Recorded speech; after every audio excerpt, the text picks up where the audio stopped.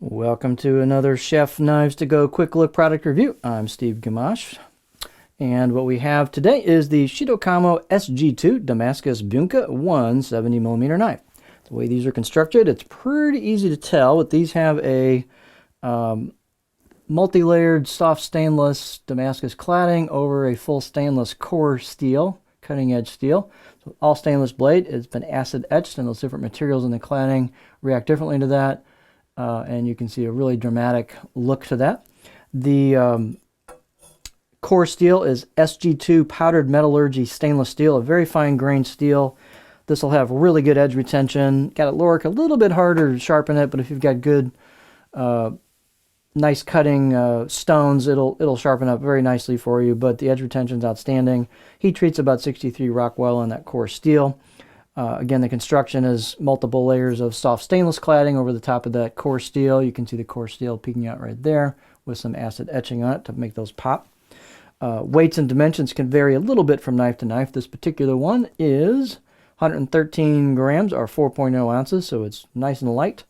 The edge length is about 175 on the edge. These tend to run a little long, or about just under 7 inches of cutting space.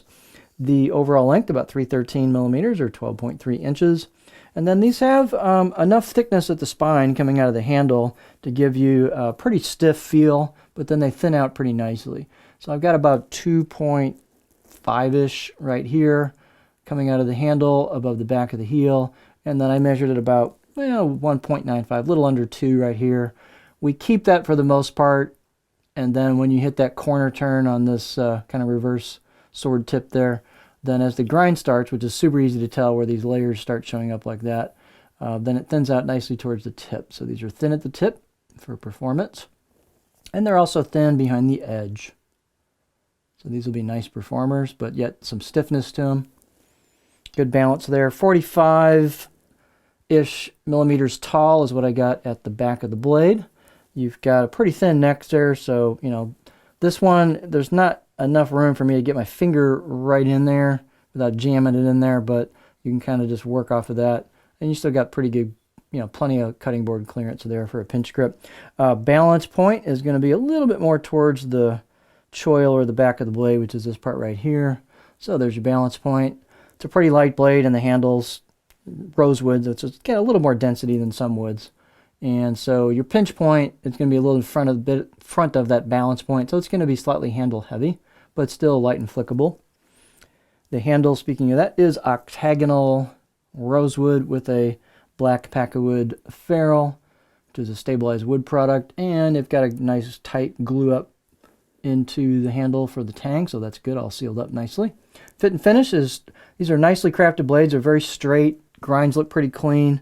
The spine, they've left a little bit of kind of hard edges on the corners of the spine that could probably be a little bit more relieved depending on your preference and tastes.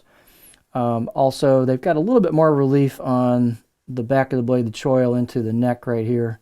Out of the box edge, really nice. I give it a 6 out of 10 on my scale, so they're pretty clean out of the box edge. Again, nice and straight, clean grinds. Let's get our beauty shot here.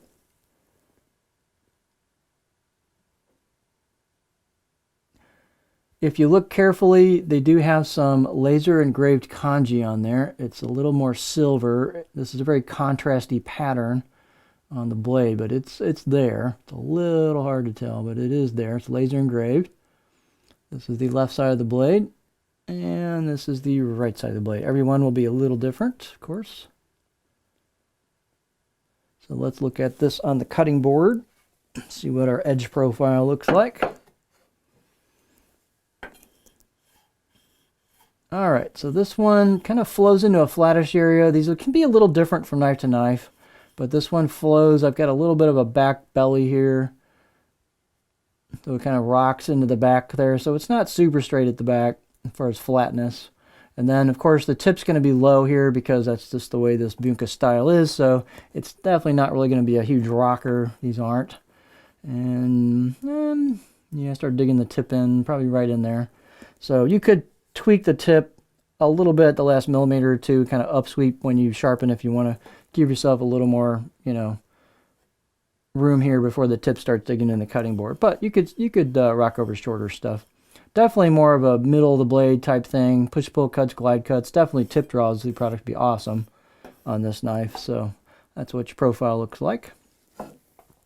So these have a really kind of a eye-catching look to them. Really nice coarse steel, nice edge retention, well crafted. So this is the Shiro Kamo SG2 Damascus Bunka 170mm knife from Chef Knives to Go.